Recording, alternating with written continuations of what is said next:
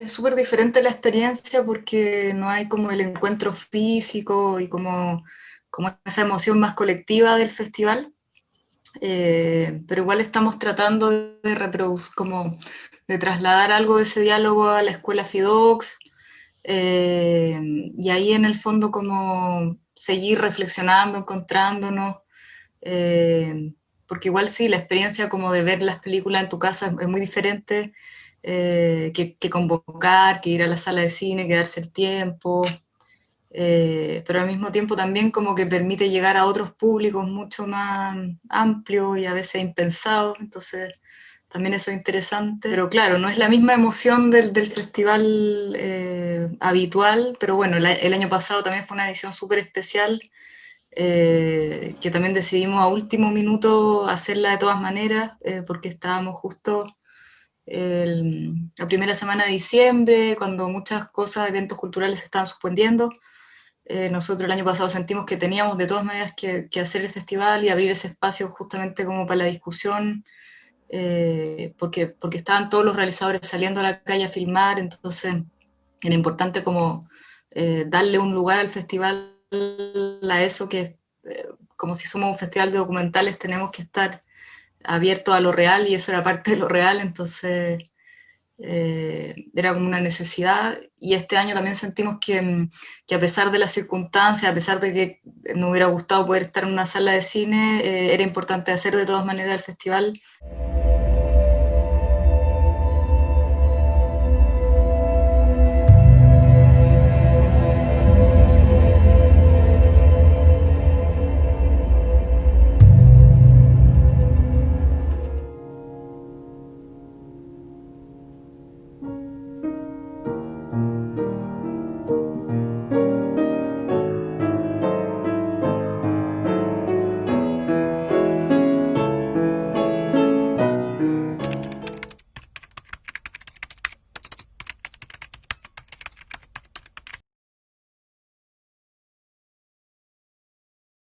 Yo siento que se ha multiplicado, se ha trasladado como a diversas plataformas, a diversos actores, igual como el documental es un género que está vivo, entonces que deja entrar la vida en el cine.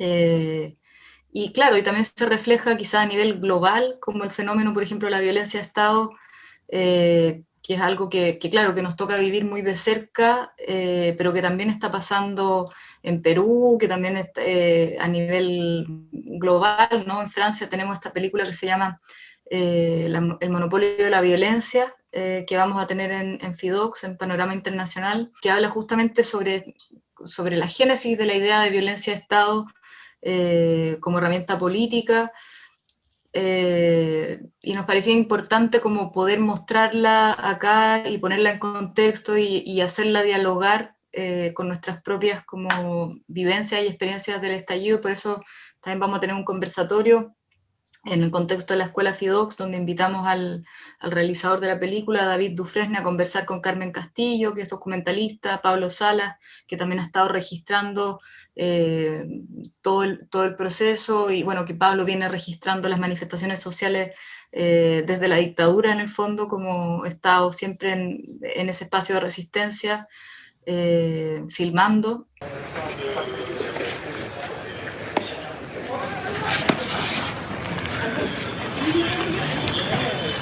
Voilà une classe qui se tient sage.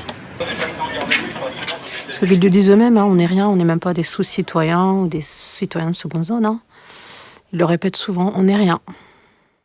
Pero claro, hay una circulación grande de imágenes y también nos damos cuenta en el documental cómo se impactan un poco las trayectorias de las películas, y nos damos cuenta que muchas veces van mutando los protagonistas de las películas también, ¿no? Hay muchas películas donde los protagonistas empiezan a ser no solo sujetos, a veces hay películas donde los protagonistas son objetos o paisajes o animales, y eso también habla como de un estado contemporáneo de las cosas que resiente de alguna manera otros grandes temas como la crisis climática. eh, no sé, es como un cine que está permanentemente, siento como siendo una especie de sismógrafo del mundo, ¿no? Como sintiendo las variaciones de las distintas crisis, y eso se explicita en las películas de maneras muy diferentes, con sus retóricas, con sus propias trayectorias en el fondo.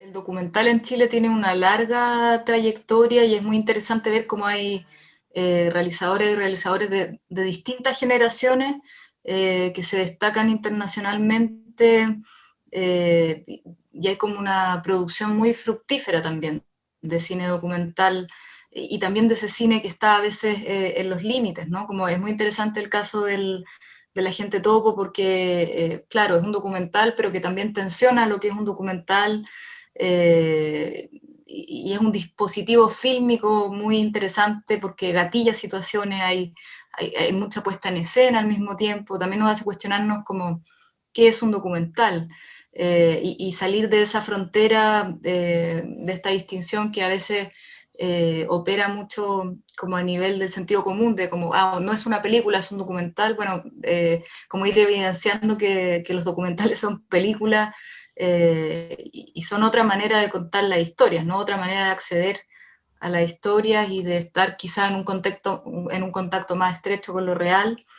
Pero claro, igual es un acontecimiento, es cierto que es un acontecimiento que un documental represente a Chile en los Oscars, y bueno, pero por ejemplo también en Italia acaba de pasar lo mismo, la película italiana que representa a los Oscars, Nocturno, de Gianfranco Rosi, que también va a estar en Fidox.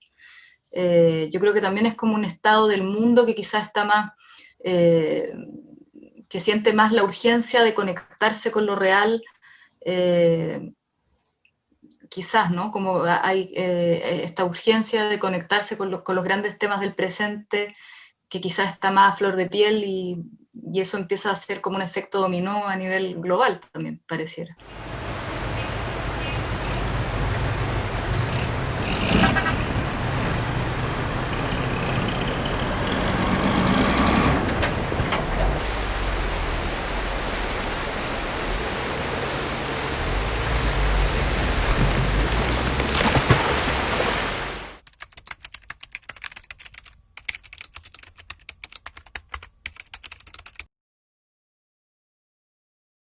Por ejemplo, tenemos una competencia internacional que es bastante más grande que en ediciones anteriores.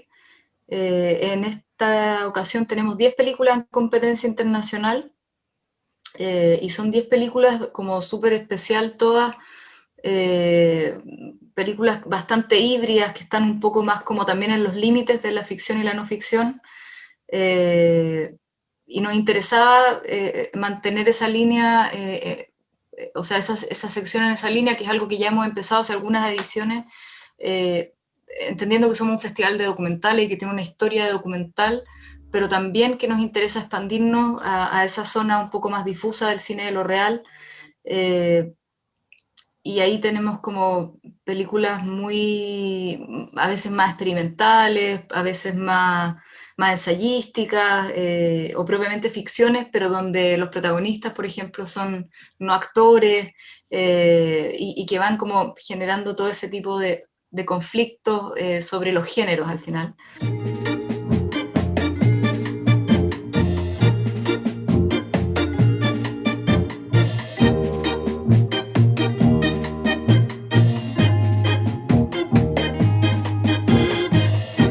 En nuestra competencia nacional, algo que también instalamos hace un año es como no pedir estreno en la competencia nacional, sino que más bien ser un reflejo de lo mejor del año, de las producciones de no ficción a nivel nacional. Y es súper interesante lo que se produce ahí, también porque seleccionamos películas a veces de directoras consagradas, por ejemplo, como Paola Castillo, pero también de directores emergentes como Juan Francisco González, eh, o Francisco Bermejo. Entonces, es interesante como también nos interesa hacer dialogar esas diferentes miradas en un mismo espacio, que al final entendiendo el festival como un espacio de encuentro y de diálogo en el fondo. Acabamos de quedar sin radio. Maravilla. Habíamos desarmado los dos para hacer uno. De modo que nos unía una especie de lazo siamés alargado. La responsabilidad que el lazo de cáñamo nos implicaba.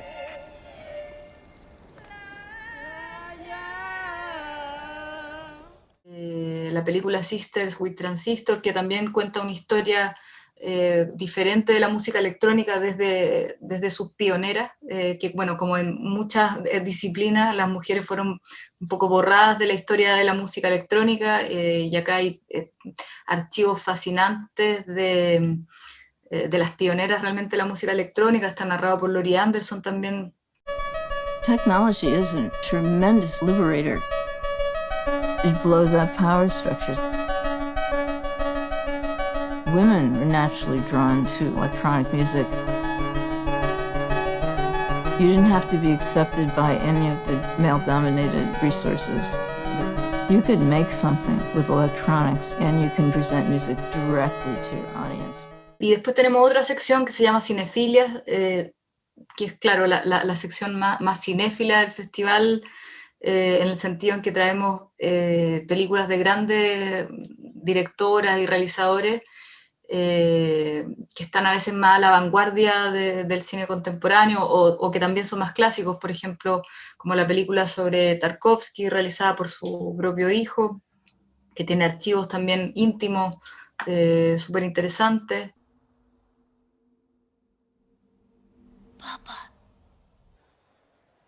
Художник питается своим детством всю свою жизнь. От того, какое идет детство, в общем, зависит то, каким будет его творчество.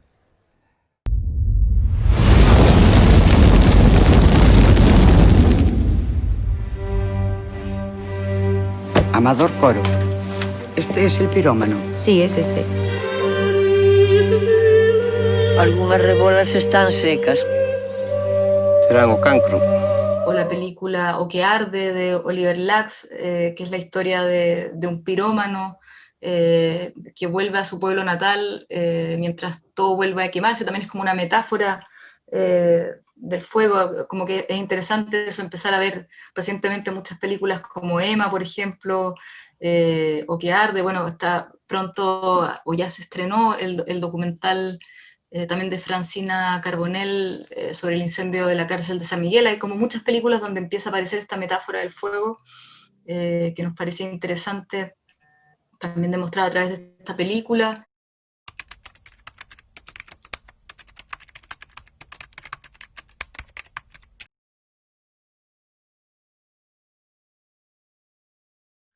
O sea, lo que yo siento es que no ha habido un manejo, es como que había una omisión total por parte del propio ministerio. Eso es bien como absurdo y cuesta mucho creerlo, ¿no? Como que desde el propio ministerio no se le otorgue un valor a la cultura y se proponga que cada peso que se gasta en cultura está como saliendo de otros presupuestos, como no tener ninguna mirada respecto... ni siquiera es tener una mirada como precaria o paupérrima, es no tener una mirada respecto al valor que tiene la cultura, sobre todo en momentos de crisis, ¿no? Como donde deberíamos fortalecer más que nunca las artes, la cultura, porque es la manera de poder resentir y poder reflexionar lo que está pasando, ¿no? Entonces... Sí, o sea, el presupuesto es un tema radical y estamos como a años luz de tener un presupuesto como que permita hacer más cosas, pero al mismo tiempo, como dices tú, como hay una falta de valorización absoluta, incluso entendiendo que la cultura muchas veces es como la manera de generar... más circulación, o sea, las industrias creativas muchas veces son un gran fomento también a la economía, si uno quisiera ponerlo en esos términos, o de la imagen país, que son cosas que a veces le importan a los gobiernos mucho, entonces como que llama mucho la atención que no haya ninguna visión respecto a eso, ¿no? Como que hay un desamparo total, no solo no ha habido un apoyo en todo este tiempo de pandemia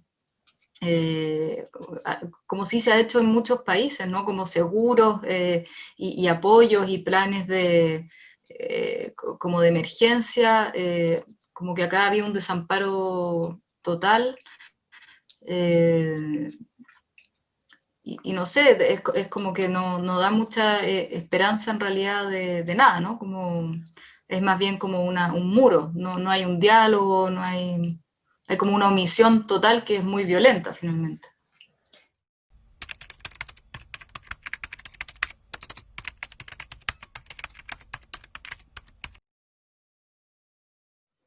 O sea, yo creo que al menos lo que sí es positivo es que esta situación extrema y radical hace que las agrupaciones empiecen a articularse y a pensar en conjunto, y eso es como, es algo que yo creo que con el proceso constituyente se va necesariamente a reformular orgánicamente, o sea, como que es tan brutal esa falta de contención y esa falta de mirada básicamente que hay una rearticulación social que emerge como por